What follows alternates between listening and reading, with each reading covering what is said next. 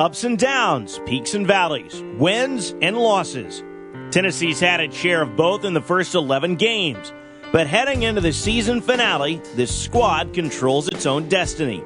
A win against Kentucky and Lexington, and the Vols earn a trip to the Georgia Dome to face West Division champion LSU. But a loss would shatter the hopes and dreams of the Big Orange Nation and crush any postseason momentum. The Vols want to keep riding their legacy, and this year's seniors want 2 more chapters, not the finished book. Tennessee QB Eric Ainge knows the legacy of the 07 seniors depends on a W in Lexington and a continuation of Tennessee's long win streak against the Wildcats. It's important. I mean, obviously, the difference in going 9-3 and 8-4 and an SEC East championship and not. I mean, that's a real big difference. I think that there's a lot of good things to remember us by. We battle like we battle. We're tough, all that stuff. But without the ring, it doesn't really mean much, and we understand that. Senior tight end Chris Brown. Us going out as seniors, we wanted to do something special. We went to the SEC championship 3 years ago and we lost it. And coming in here as a senior, you want to win football games. You want to do something special. You want your picture to be on the wall. You want a banner to be up. So when you come back, 10, 15 years from now, you can say I was on that team. And I think that's what this senior class is really just trying to pride themselves at, just going out and playing one game at a time and trying to do a lot of special things and trying to be a special team. The old saying goes, no one remembers who finished second.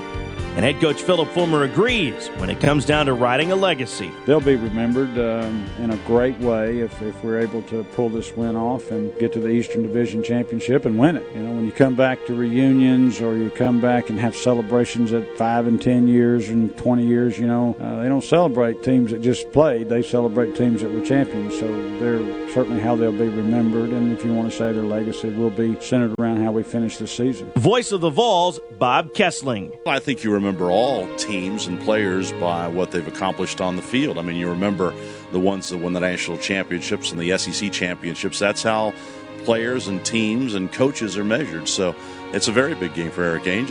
And if Tennessee can't win on Saturday against Kentucky, then Eric and the rest of the seniors will be so, well, yeah, remember they got close, but they didn't quite get there. So that's what's riding on it for them. But is it fair to hang a legacy on just one game? What about the entire body of work?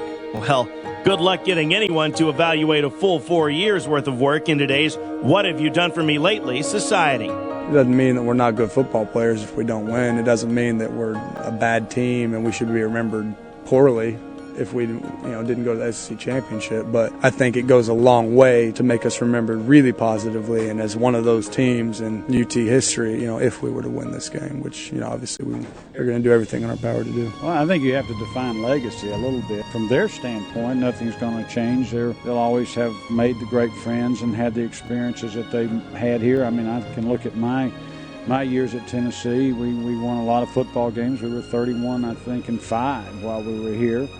At the time, it was a different setup, but we only won one SEC championship. But that doesn't mean that the 70 and 71 teams weren't really, really special to us. But to be remembered as a team that was special, you need to win the championship. And this is a team that, again, after the loss to Florida, everybody thought they were done. After the loss to Alabama, they certainly thought they were done. Well, the team didn't think they were done, but it seems like every obstacle that was thrown in this team's path, somehow the last month they've been able to overcome it, and that's quite a tribute. For the Sports Animal, I'm Chip Kane.